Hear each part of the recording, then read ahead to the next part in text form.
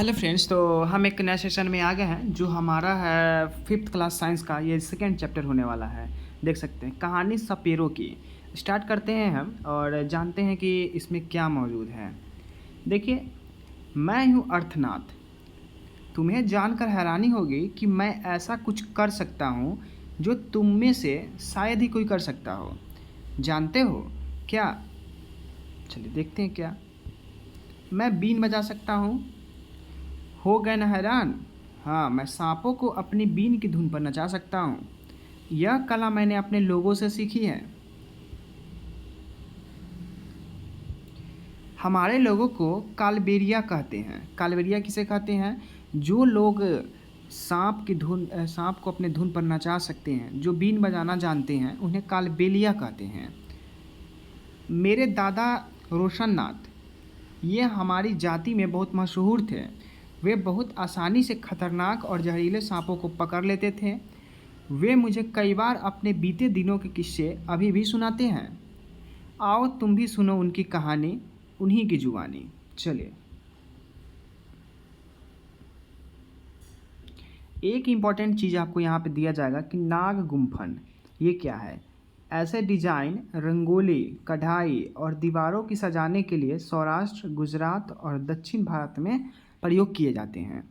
याद रखिएगा, नाग गुम्फन।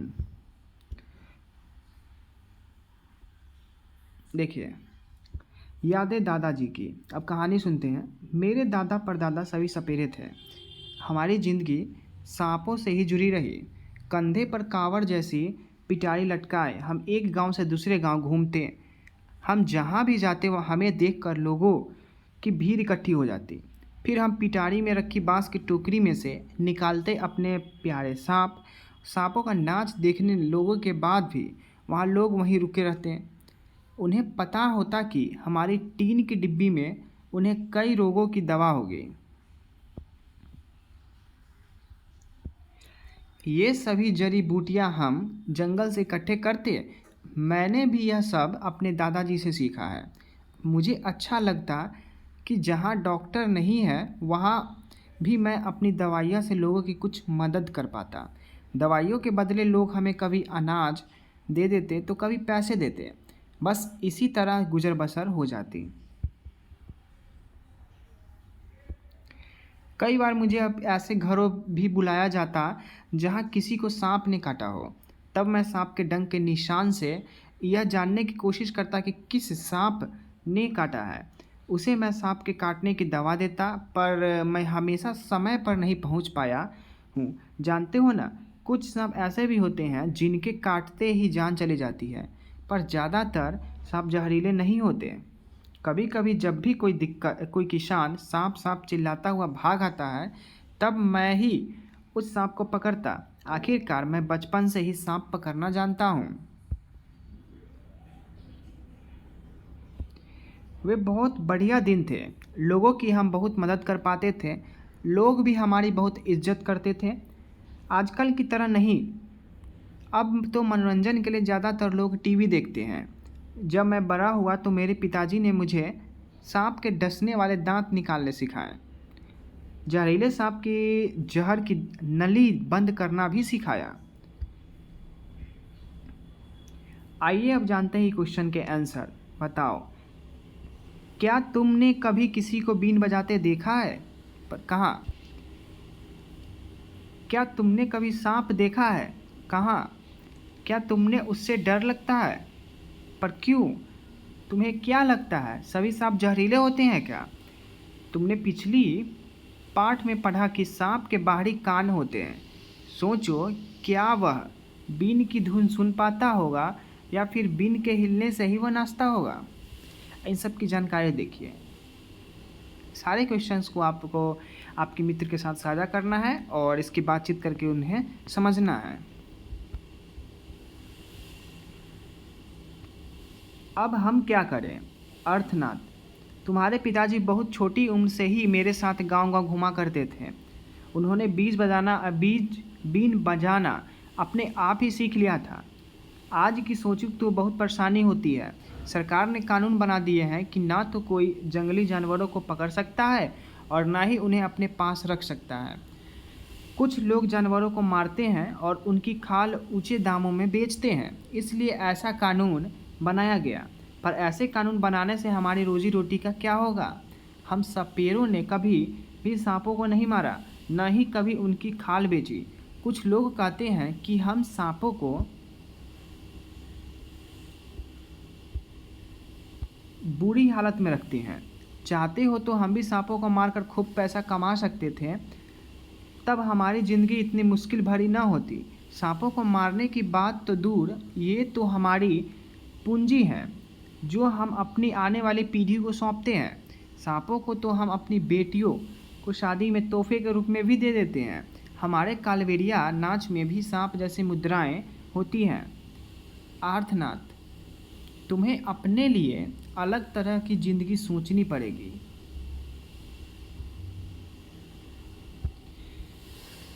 तुम भी अपने पिताजी की तरह बीन बजाने में माहिर हो। तुम अपने साथियों के साथ मिलकर एक बीन पार्टी बनाकर लोगों का मनोरंजन कर सकते हो, पर तुम पीढ़ियों से मिले सांपों के इन ज्ञान को व्यर्थ न गंवाना।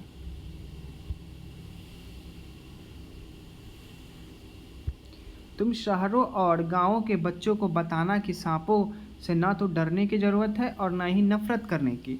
उन्हें सिखाना कि कैसे जहरीले सांपों को पहचानना है। उन्हें यह भी बताना कि सांप को किसान के दोस्त हैं। सांप ना हो तो खेतों में फसल को चूहे से कौन बचाएगा? अब तुम उन सभी बच्चों को मेरी ये कहानी सुनाना, अपनी ज़िंदगी को एक नई कहानी की ओर बढ़ाना, अपने पोते पोती को सुनाने के लिए।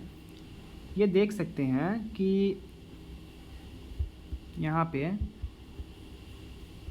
ये कालबेलिया का नाच है, जहाँ पे ये इस तरीके से नाचा जाता है और बताया जाता है। अब बात आती है लिखने की। क्या तुमने कभी जानवरों को खेल या नाच होते देखा है? जैसे कि सर्कस में, सड़क पर, पार्क में देखा है तो कब और कहाँ देखा है वो लिखिए। और किस जानवर का खेल देखा है वो लिखिए। जानवर के प्रति लोगों का क्या व्यवहार था जब आपने सर्कस देखा वो लिखिए। क्या कोई जानवर को परेशान भी कर रहा था तो कैसे वो लिखिए। वह खेल देखकर तुम्हारे दिमाग में किस तरह के सवाल उठे वो लिखें। और मान लो कि तुम एक जानवर हो जो कैद में है। अब तुम इन वाक्य को पूरा करो। कैद में हो तब मुझे डर लगता है जब। क्या डर लगता है? जब आप पिंजरे में हैं, कैद हैं तो। और मेरी इच्छा है कि मैं क्या, आपकी इच्छा क्या है? आप अपने अनुसार से लिखें और हम कुछ बताने की कोशिश करते हैं कि मुझे डर लगता है जब मैं पिंजरे से बाहर आता हूं तो लोग मुझे परेशान करेंगे। और मेरी इच्छा है कि मैं भी लोगों की तरह पिंजरे से बाहर आज़ादी से घूम सकूं। मैं उदास होता हूं तब मुझे लोगों से घुल मिल कर स्वतंत्रता प्राप्त करने की चाह होती है। अगर मुझे मौका मिलता तो मैं भी लोगों की तरह बाहर स्वतंत्रता से घूमता। मुझे यह बिल्कुल भी पसंद नहीं कि मुझे कोई भी स्वतंत्रता से रोके और मुझे पिंजरे में बंद करके रखे। क्या तुम जानते हो, हमारे देश में पाए जाने वाले सांपों में से केवल 4 तरह के सांप ही जहरीले होते हैं। जैसे ये है नाग, करैत, दुबोइया, अफाई। सांप जब किसी को काटता है तो उसके 2 खोखले जहर वाले दांतों से उस व्यक्ति के शरीर में जहर चला जाता है। और इस जहर से बचने का एक ही उपाय है कि जिस व्यक्ति को सांप ने काटा है उसे तुरंत जहर के असर को ख़त्म करने वाली दवाई सीरम दी जाए। और यह सीरम सांप के जहर से ही बनाया जाता है और सभी सरकारी व्यवस्था केंद्रों में मिलती है। जैसे सांप हमारा अफाई देख सकते हैं, इस तरीके का दिखता है। अगर नाग की बात करेंगे तो ये ऐसा दिखता है। करैत की बात करेंगे तो ये कुछ इस प्रकार का दिखता है। और दुबोइया कुछ इस प्रकार का दिखता है। अब बात आती है लिखने की। लिखो, सांपों के अलावा और कौन कौन से लोग अपनी रोजी रोटी के लिए जानवरों पर निर्भर होते हैं उन्हें लिखिए।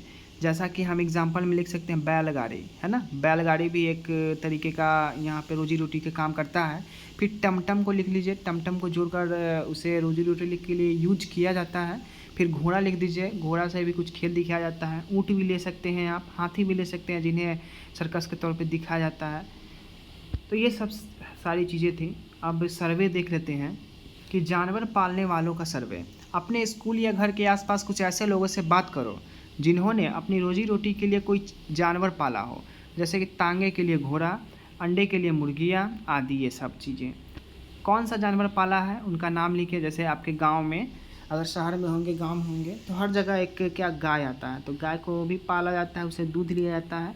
दूसरा आप बकरी देख सकते हैं, तो बकरी भी आपको देखने के लिए मिल जाएगा। और कितने पाले हैं, संख्या बताइए कि 5 है, 10 है, 2 है, 1 है, कितने हैं। क्या जानवरों को रखने के लिए अलग जगह है या नहीं है, या फिर घर में ही रख रहे हैं या बाहर ही छोड़ दिए, ये सब चीज़ें हैं। क्या उनकी देखभाल कौन करता है ये बताना है। वे क्या खाते हैं, घास भूसा चारा, ये सब चीज़ें लिखनी है। क्या कभी जानवर बीमार भी पड़ते हैं, तब पालने वाला क्या करता है। जब जानवर बीमार पड़ता है तो उन्हें डॉक्टर से दिखाया जाता है, जो मवेशी की दवा देते हैं।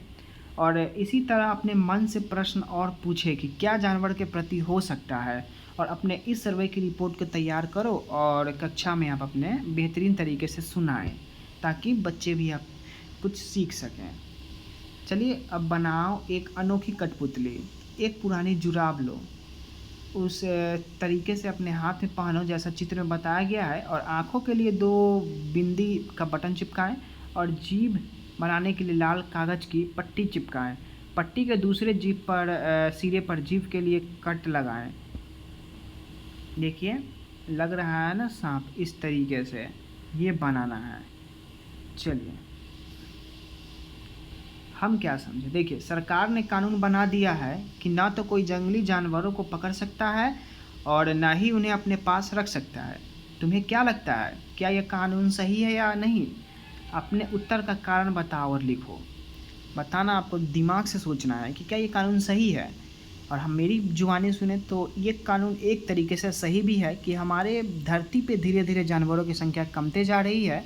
चाहे वो हम शेर ले लें, बाघ ले लें और हिरन ले लें, इस तरीके से हाथी, सारे जीवों का संख्या कम होता जा रहा है। कारण है कि जो जंगली लोग होते हैं, मान लेते हैं जो अवैध यहाँ पे गैर कानूनी काम करते हैं, वो जानवरों को मारकर उनकी खाल को, दांत को या फिर उनके अलग पार्ट्स को बेच देते हैं और उससे पैसा कमाते हैं, जिससे कि संख्या धीरे धीरे कम होती जा रही है। तो उनके अनुसार से कानून ये सही है।